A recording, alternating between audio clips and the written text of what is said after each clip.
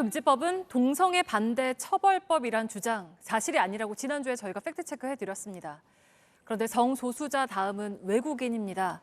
차별금지 법안을 보니 외국인들에게 투표권을 주는 내용이 들어있다는 온라인 주장 역시 전혀 사실이 아닙니다.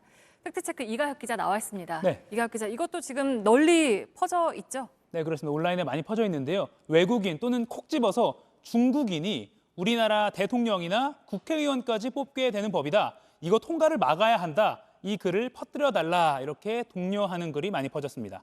차별금지법 안에 보면 차별금지 사유로 국적이 있죠. 이걸 확대 해석해서 우리 국민과 동일하게 투표권을 보장할 것이라는 주장입니다.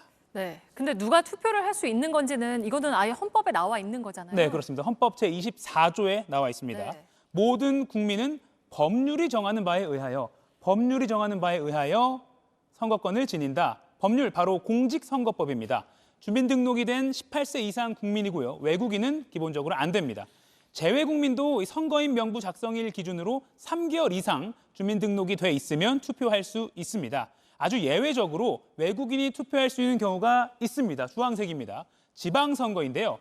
대한민국 영주권 취득 후에 3년이 지나야 한다는 요건을 갖춰야 합니다. 단 이건 선거법 개정 때문이었습니다. 2005년 국회에서 합의 처리한 공직선거법 개정 때문이었죠. 대통령 선거, 국회의원 선거가 아닌 지방선거는 주민으로서 참여 자격이 있다는 취지였습니다.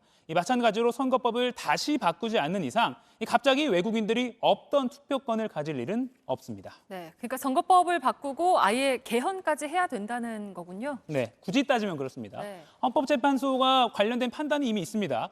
참정권과 같이 외국인에게 인정되지 않는 기본권에 대한 평등권 주장이 허용되지 않는다고 이미 판단한 바 있습니다. 네, 근데 다른 비슷한 주장도 지금 뒤섞여서 나온다면서요. 그러니까 네. 외국인의 불법 체류나 미입국이 합법화된다 이런 주장도 있는 거죠? 네, 하지만 이 외국인의 거주 이동의 자유 역시 이 합리적 수준에서 법의 제한을 받는 게 맞고 네. 차별금지법이 통과돼도 마찬가지입니다.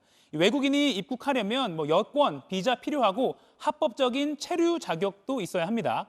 이런 법적인 제한은 국제법으로도 당연한 겁니다. 거주 이동의 자유는 합법적으로 입국한 경우라야 보장한다. 우리도 비준한 국제인권규약 내용입니다. 차별 금지하는 것과 미입국 또 불법 체류를 허용하는 것은 애초부터 아무 관련이 없는 겁니다. 네. 그리고 외국인을 고용하는 것도 네. 지금이랑 다르게 인원이나 기간 제한할 수 있는 게 없어진다 이런 주장도 있는데 이것 역시 차별금지법하고는 아무 관련이 없는 거죠? 네, 관련이 없습니다. 고용 허가제는요, 외국인 취업자 수나 조건을 규제하는 외국인 고용법에 나와 있습니다. 헌법적으로 보면 이런 구별은 근거 없는 비합리적인 차별이 아닌 겁니다.